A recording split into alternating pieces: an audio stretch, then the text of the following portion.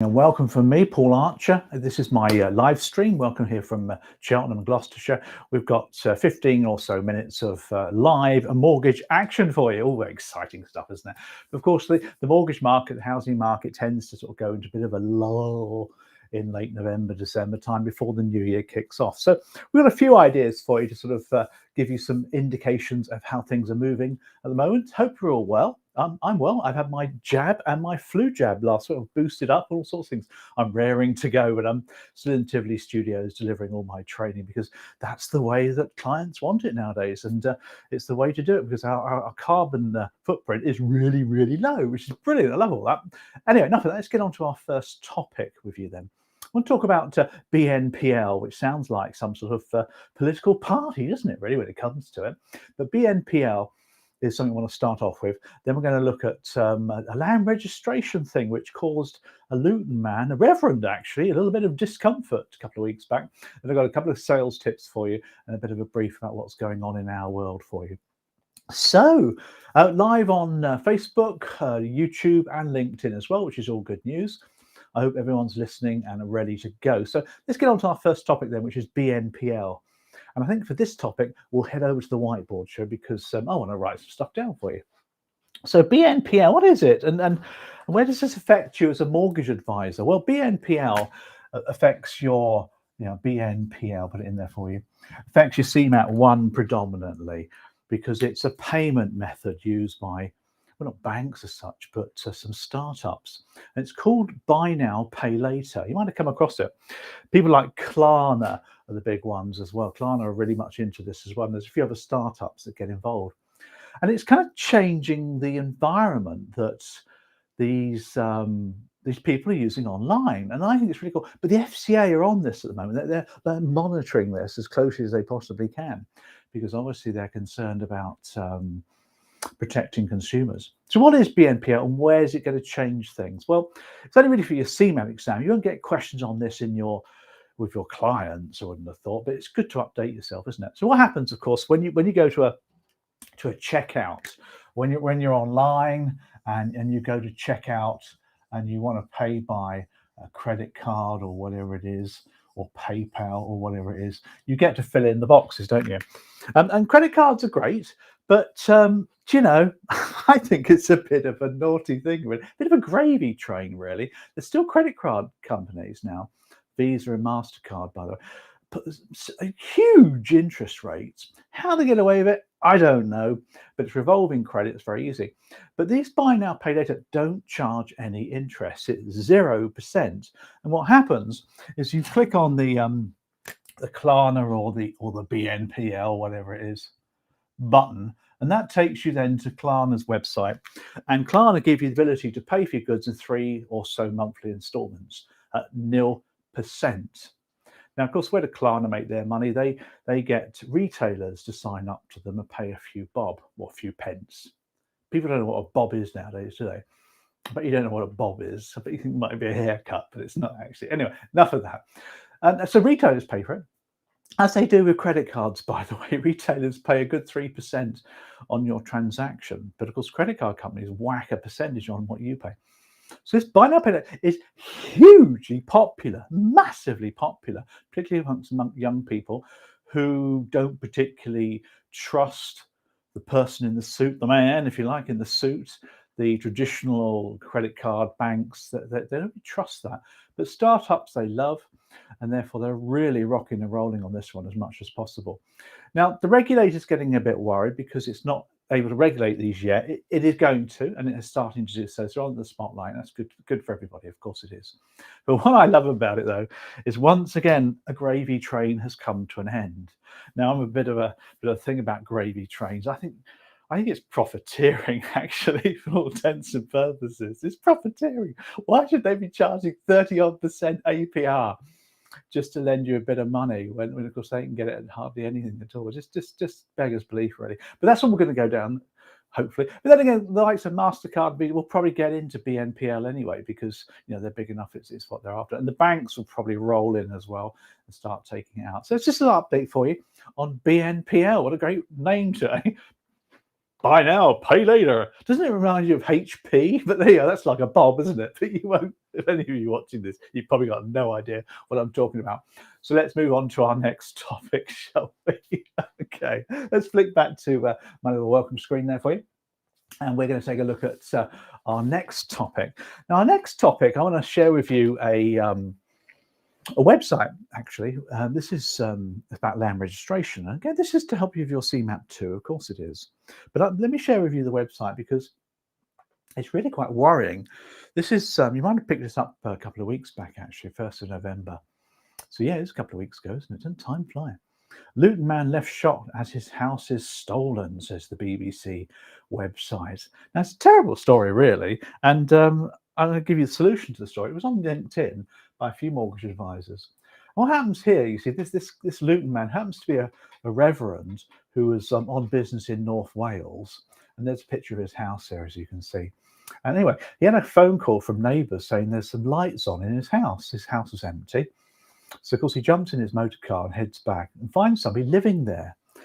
Tells you the story here, actually, it's quite interesting. He obviously was really shocked at this. There's another little stock photograph. But he actually knocked on the door, was let in, or he barged in, apparently. He said, what are you doing in my house? In fact, the bloke had bought it, lock, stock, and 2 smoking barrels. And it's fraud. It's mortgage fraud. It's well, they pinched his identity to start with, the reverend, and whoever did that, then sold the house to this chap who was completely completely innocent, really. And it's a terrible story if you think about it, because there's this reverend who, is probably a nice chap. He's lost his house, which is not good. So what happened there? Well, quite simply, somebody cloned the reverend's name, and then used various methods to get some identification, and then found his house, which was obviously empty, broke into it, and then sold it to somebody, and everybody conveyed it in the right way. So what's the problem here? Well, the problem, of course, is land registration. And there is some solutions to the problem, actually, because you can actually get to the land registry, who, by the way, have forked out a few million recently to actually help people. They've forked out about £3.5 million in compensation, where it's been their fault, but there's been many cases where it hasn't been their fault.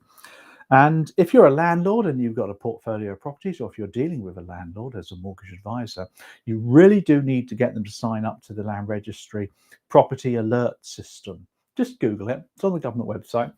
Now, the Property Alert System is really good because it allows anybody with up to 10 properties that they own to put kind of like a service again, an alert service. So if anybody's tampering with your land registration, changing the name or a lender or something like that, then it alerts you and you get to wind of it very, very quickly, because it happens probably more than you think. There's also another service on the land registry site which I think is really good, and that's a restriction on title, and you can register this on the site. And what this does is it stops the land registry from registering a sale or a mortgage or a charge on the property unless the lawyer or conveyancer certifies that it's from you and you only, and therefore it stops the person in their tracks.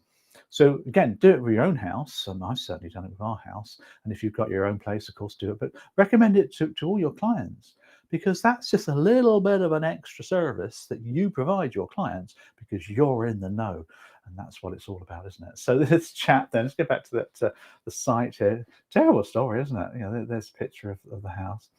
This reverend, Mr. Hall it was, who was away from the property and working in North Wales, got a call from him. Can you imagine what he's been going through? Poor chap. Does make you think, doesn't it? Obviously, a bit late now for him. I'm sure he's able to do something about it, but there's a little bit of advice for you there, isn't it, along the way? Did you like that one, did you? All good stuff, isn't it? All good stuff. Okay, let's give you now a sales idea. You know me, I'm about sales or advising, call it what you like. Sales is not a dirty word. It's all part of what you do. Selling, by the way, is to serve. It's Norwegian. Svelge, I think it comes from. So when you're a mortgage advisor, you also serve your customer, and that's really where we're coming from. When it comes to selling or advising or giving advice, call it what you like, you've got to be able to help the customer to make a decision. You've got to take them along your process and help them to buy a decision. because that's ultimately what you need to do. So I've been working with a lot of protection advisors over the last year and a half, actually, or mortgage advisors, I suppose, who call themselves mortgage and protection advisors. Let's head over to the whiteboard now, because I want to put a few things on here for you that's going to help you think about this, because I got 6 top tips to share with you. 6 top tips. You like that? Top tips. There you go. For selling protection. Now, you know me, I believe that you do have to sell protection. People don't buy it. It's not something that they need. Well, it's something they need, but it's not something they want to have, because that's people, isn't it? That's the way they roll.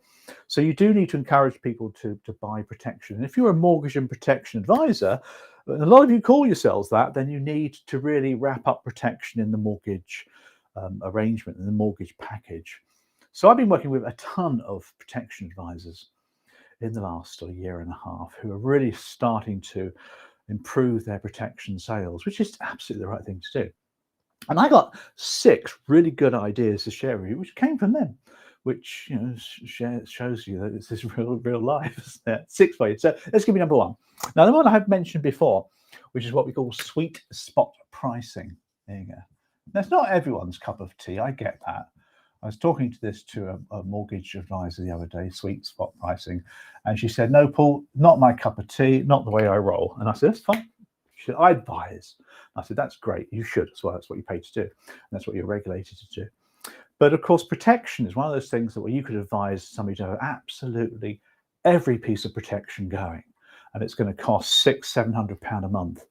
In the real world, welcome to the real world, that ain't going to happen. So what sweet spot pricing does, if you've not been able to get a budget from the mortgage client, maybe you're a protection advisor who deals with the situation later. Maybe you've been referred afterwards, and you've got to start from scratch. And that is to produce 3 levels of recommendation, if you like, three levels of advice.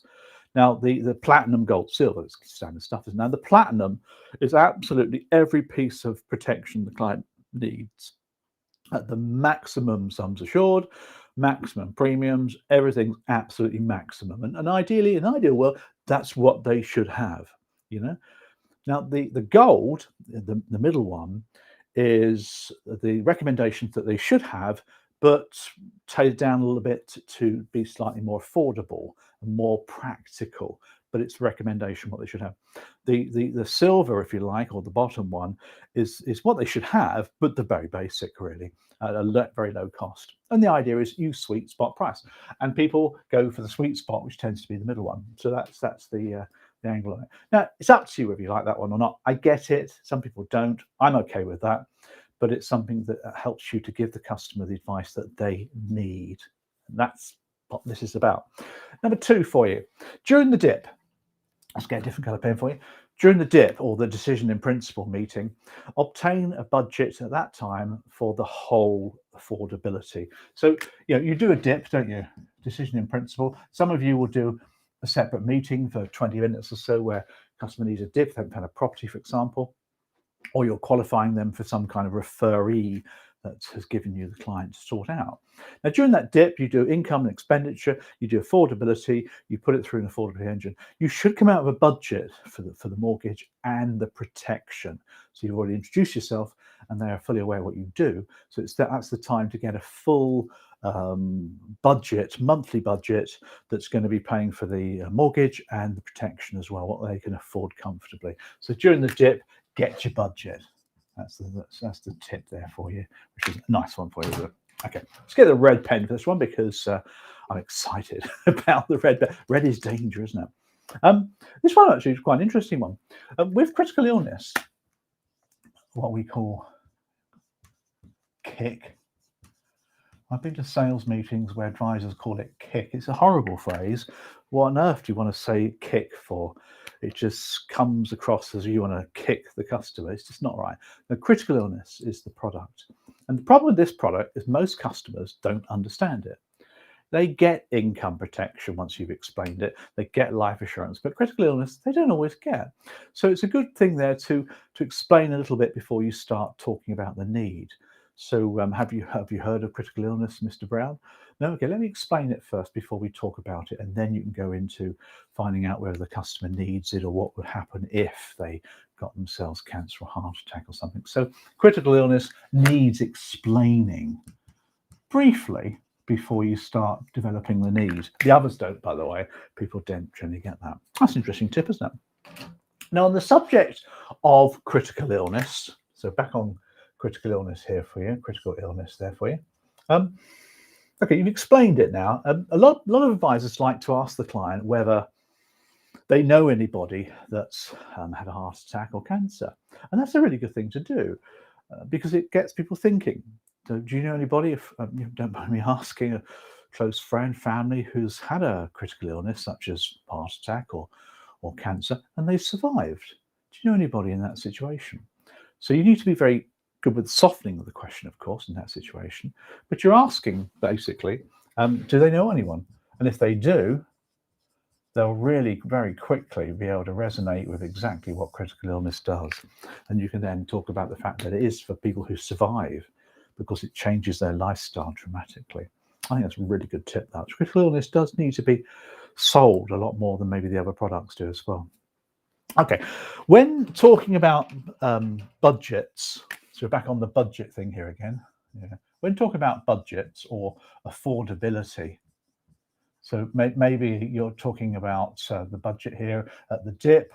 Maybe you've just developed the need with the client and you're talking about affordability. A lot of advisors like to compare other insurances. And that makes sense, doesn't it? But where people go wrong is they talk about other insurances which are low cost, like pet insurance. Well, actually, that's quite expensive, pet insurance, actually. Or maybe mobile phone insurance or something like that, because everyone's got that. You know. But they usually are just pounds. What you want to do here is talk about some kind of insurance which is a little bit more expensive, like car insurance, which comes in at £500 or £600 a year, maybe, which is what, £50, £60 a month. That way, it gets the customer used to paying that sort of monthly payment. Because customers, you see, are comparing this with other insurances.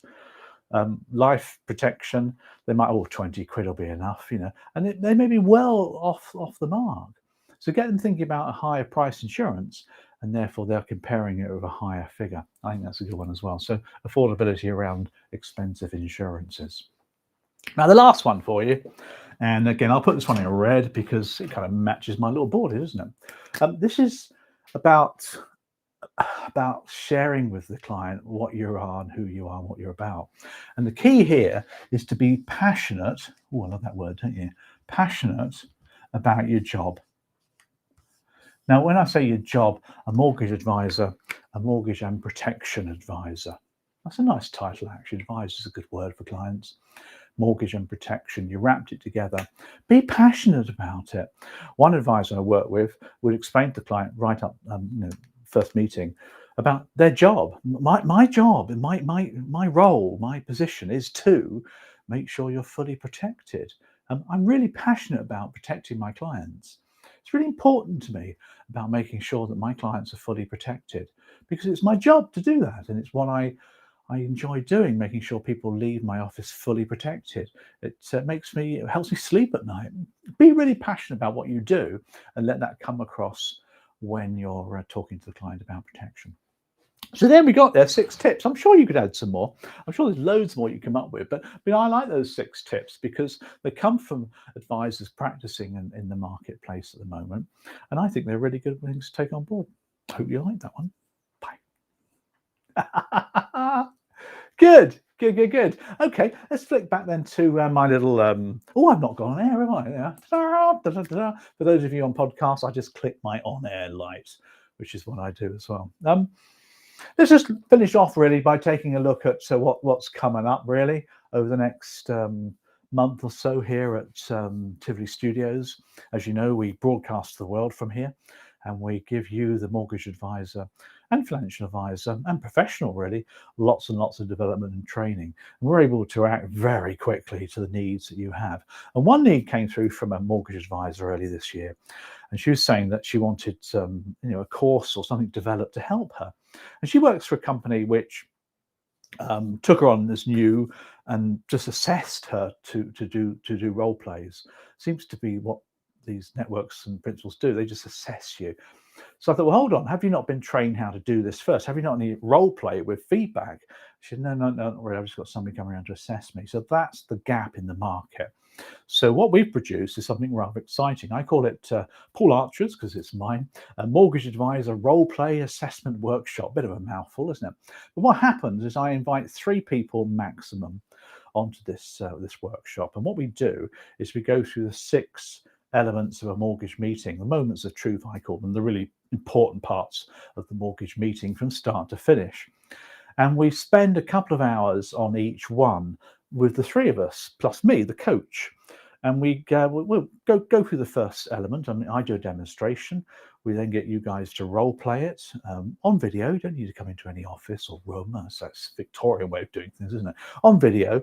And we get to do a little bit of role play. We bring in some outside actors as well. So it gets it quite real. And then we get you to role play it, and I give you feedback. You get better at it. Then you do it again, and I give you more feedback. So it's kind of like assessing you, yes, but it's more on the coaching side. And that's coming up in December. We've got a webinar shortly which explains it. So if you head to our website, you can find out details of the Mortgage Advisor Role Play Assessment Workshop, or just email me or message me on YouTube or LinkedIn or wherever you're watching this live stream. Happy to have it. Just 3 people. So, really quite unique. If you're a corporate looking at for your people, we can provide this as well online. So you can don't worry about assessing or role playing your new people. We do it for you. Why not? You're busy, aren't you, doing all your mortgages? And you may not particularly like being a coach as well, which of course you should be. So that's number 1. Number 2 is we've got our Autumn Mark II CMAP bootcamp starting as well. That's starting at the end of November.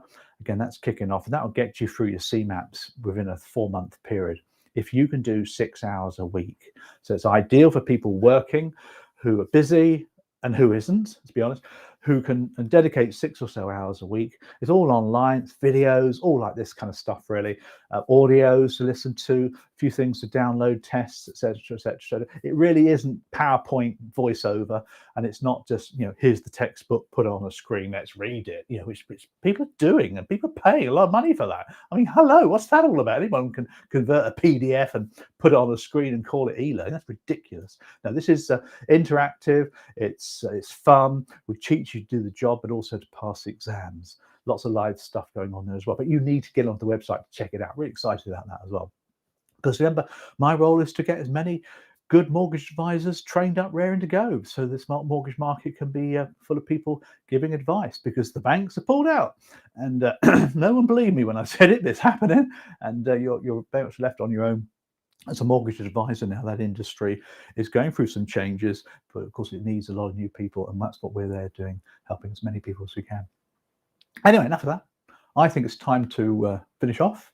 Hope you're going to have a great week. If you've got your booster jab, take it. I believe it's for over 40s now as well. Young people are getting second jabs, so maybe we'll have a decent Christmas this year. It'd be lovely, wouldn't it? Compared to say last year, which I think we only had 2 people, I think, around the table. You can get bigger turkeys now. We need to order ours, actually. Anyway, enough of that. Let's wish you a great week, and I'll see you all soon. Take care. Paul Archer, paularcher.com.